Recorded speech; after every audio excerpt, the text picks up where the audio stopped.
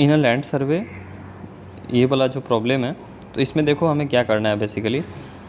पहला है प्रॉब्लम कि हमें ये जो दिया गया हुआ फंक्शन इसे प्लॉट करना है।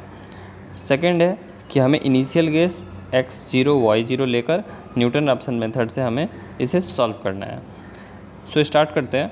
तो देखो आपकी यहाँ पे जो है वो इलिप्स का इक्वेशन दिया गया हुआ है आपको ये, और स्टैंडर्ड इलिप्स का इक्वेशन होता है ये वाला।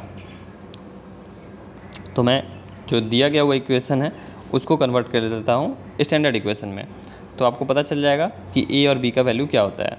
ये ए और बी, तो स्टैंडर्ड इक्वेशन में मैंने अगर इसे सॉल्व किया, कन्वर्ट किया, तो ए का वैल्यू 2 हो जाएगा और बी का वैल्यू 1 हो जाएगा। सो अब सिमिलरली पैराबोला में आते हैं। तो पैराबोला के लिए भी स्टैंडर्ड इक्वेशन ये वाला होता है। अब स्टैंडर्ड इक्वेशन में आप इसे कन्वर्ट कर दो तो आपको प्लॉट करना समझ में आ जाएगा, और नहीं तो आप जो है वो x के जगह पे रैंडमली वैल्यू पुट करते जाओ 0 से, y के करस्पॉन्डिंग आपको वैल्यू आते जाएगी। ओके, लेकिन ये आपको पता होना चाहिए कि एक इलिप्स है, एक पैराबोला है। अब यहाँ पे हम इलिप्स और पैराबोला का अगर ग्राफ देखें तो ये वाला ग्राफ और ये वाला, ओके, मैंने दो जो सर्कल किया है। तो अगर आप सोचो कि इन दोनों को मैं मर्ज करूँ तो आपको लग रहा है ना कि ये कहीं ना कहीं इंटरसेक्ट करेगा। ऐसे अगर मैं ग्राफ बनाऊँ तो ये कहाँ पे कहीं ना कहीं तो इंटरसेक्ट कर रहा है ना, तो ये इंटरसेक्शन पॉइंट भी हम बता दें तो ज़्यादा अच्छा होगा। तो हमें इसके लिए क्या करना होगा कि हमें दोनों इक्वेशन को सॉल्व कर देना होगा। तो वही मैंने यहाँ पे किया है। सॉल्व करना बहुत आसान है। y² के जगह पे मैंने जो है वो x/3 पुट कर दिया, और उसके बाद x का वैल्यू 2 आया, तो हमें सिर्फ पॉजिटिव वाला वैल्यू चाहिए, तो हमने 1.442 ले लिया। फिर y में हमने वैल्यू पुट कर दिया तो ये हमारी वैल्यू आ गई, तो इंटरसेक्शन पॉइंट यहाँ से मिल गया।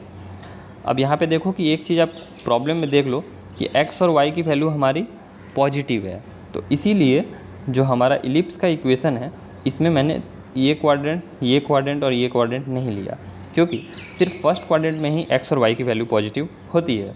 सिमिलरली पैराबोला के लिए भी मैंने सिर्फ फर्स्ट क्वाड्रेंट का जो डायग्राम होगा वो लिया, और सभी क्वाड्रेंट का डायग्राम मैं ड्रॉ नहीं करूँगा। तो अब आते हैं ग्राफ पेपर पे। तो ग्राफ पेपर पे जो है वो मैंने ऐसे ड्रॉ किया कि यहाँ पे जो है वो आपका y एक्सिस, इधर x एक्सिस, ये आपका इलिप्स और ये पैराबोला। तो ऐसा ही जो है वो सब कुछ यहाँ पे मैंने लिख दिया है, और ये पॉइंट ऑफ इंटरसेक्शन भी है, ये वाला पॉइंट, ये वाला पॉइंट, ये वाला पॉइंट। तो बस इतना ही चीज़ आपको प्लॉट करना था। तो ये क्वेश्चन का फर्स्ट पार्ट फिनिश।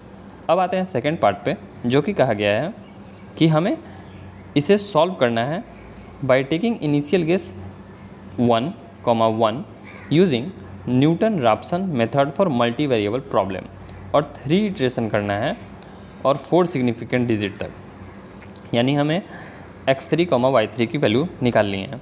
तो देखो मल्टी वेरिएबल प्रॉब्लम से हम लोग कैसे सॉल्व करेंगे। तो ये जो फंक्शन है ये f1 ये हो गया, f2 ये हो गया, ये मैंने कैसे लाया। तो ये जो हमारा फंक्शन दिया गया हुआ है इसे आप सारे को LHS में ले जाओ या फिर सारे को RHS में ले जाओ। ओके, सो यहाँ पे जो है वो अगर आप इसको देखोगे तो अगर मैं 4 को इधर ले जाऊँ तो क्या हो जाएगा, x² + 4y² - 4, ये हमारा फंक्शन 1 हो गया। और फंक्शन 2 के लिए मैं 3y² को भी LHS में ले जाऊँ या फिर मैं x को RHS में ले आऊँ, तो मैंने x को ही RHS में ले आया। ओके, तो ये हमारा हो गया 3y² - x। अब देखो यहाँ पे जो है वो सिमिलरली मैंने किया क्या, f1 और f2 की वैल्यू आ गई हमें। अब हमें ∂f1/∂x, ∂f1/∂y, ∂f2/∂x, ∂f2/∂y। ∂f1/∂x का मतलब होता है पार्शियल डिफरेंशिएशन। इसका मतलब होता है कि अगर जिसके रिस्पेक्ट में हम लोग कर रहे हैं तो उसको छोड़ के सब कुछ कांस्टेंट। अगर आप इस फंक्शन को x के रिस्पेक्ट पार्शियल डिफरेंशिएशन करते हो x के रिस्पेक्ट में, तो इसका मतलब x का जो है वो जितना टर्म्स, तो उन सभी को आप डिफ्रेंशिएट करोगे और y के जितने भी टर्म होंगे वो सारे कांस्टेंट हो जाएंगे। और कांस्टेंट का डिफरेंशिएशन जैसे 4 कांस्टेंट हो गया तो उसका डिफरेंशिएशन 0। ओके, वैसे ही जो है वो ये आपको कर लेना है। अब देखो जैसे f2 में भी सिमिलरली ∂f2/∂y, तो इसका मतलब क्या है कि x का वैल्यू क्या हो गया, अगर ∂y नीचे लिखा हुआ है तो x क्या है, कांस्टेंट है, कांस्टेंट का डिफरेंशिएशन 0, सो 3xy 6y। अब हमारा जो ये वाला जो इक्वेशन है ये बहुत इंपॉर्टेंट है और ये आपको याद रखना होगा। जो मैट्रिक्स बनती है LHS में ∂f1/∂x, ∂f1/∂y, तो ये 2 वेरिएबल था तो मैंने ऐसा लिखा, अगर 3 वेरिएबल होता तो ये 3/3 का मैट्रिक्स बनता, और जो उसके बाद में ये वाला जो है वो, उसमें 3 जो है वो हमें अननोन रहते हैं। सो हमें वो वैल्यू निकालनी है। तो ये सभी वैल्यू तो हमने अभी आपसे ऊपर में पहले ही बोला निकालने के लिए, तो आपने सब कुछ निकाला और इसको यहाँ पे पुट कर दो।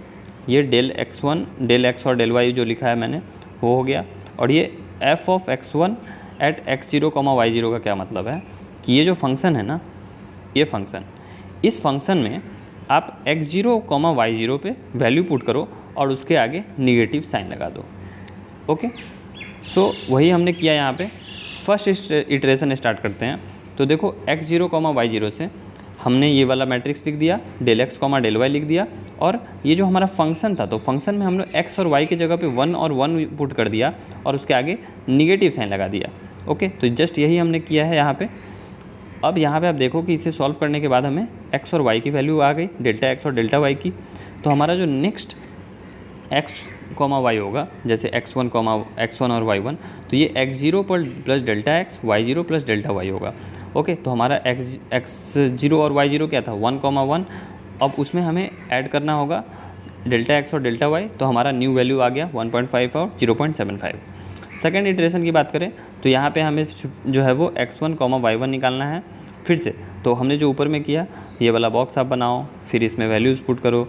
ओके, डेल्टा x और डेल्टा y, और फंक्शन में जो है वो यहाँ पे हमने पहले x1 और x0, y0 जो है वो 1, 1 पुट किया था, लेकिन यहाँ पे जो है वो x1, y1 पुट होगा। जैसे यहाँ पे जो ये मैंने लिखा हुआ है, तो इसमें आप देखोगे तो पहले वाले में जो है वो x0, y0 मैंने पुट किया है, लेकिन जो नेक्स्ट वाला जो है वो उसमें मैंने x1, y1 पुट किया है, x1, y1। ओके, तो ये जैसे जैसे इटरेशन आपका बढ़ते जाएगा, जो आपका x1 और y1 का वैल्यू होगा वही आपको पुट करना है।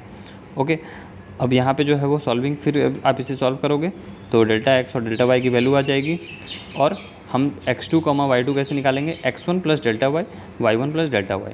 तो जस्ट वो वाली वैल्यू आपको पुट करो, फिर आपको न्यू x और y की वैल्यू मिल गई।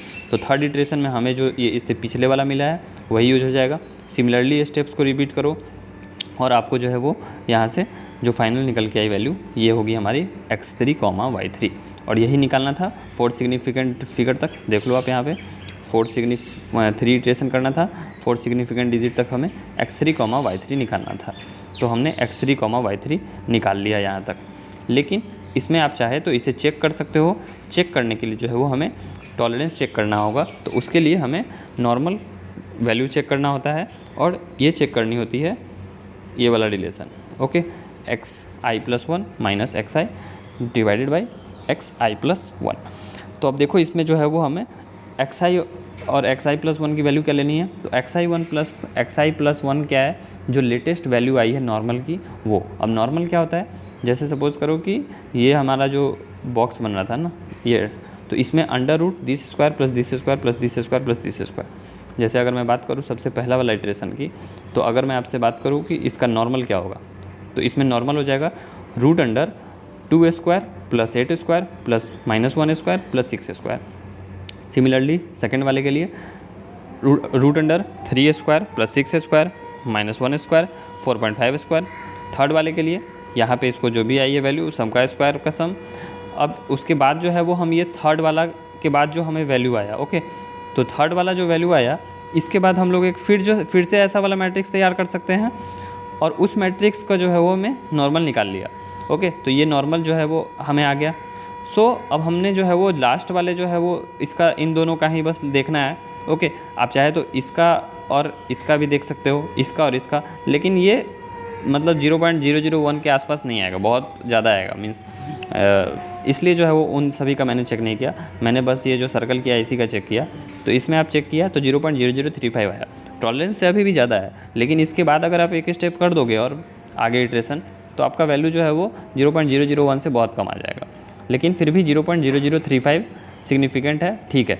ओके, सो हमारा सॉल्यूशन जो है वो बहुत नियर है, और फोर्थ सिग्निफिकेंट डिजिट तक अभी भी ठीक है कि टॉलरेंस लगभग 0.35% आ रहा है।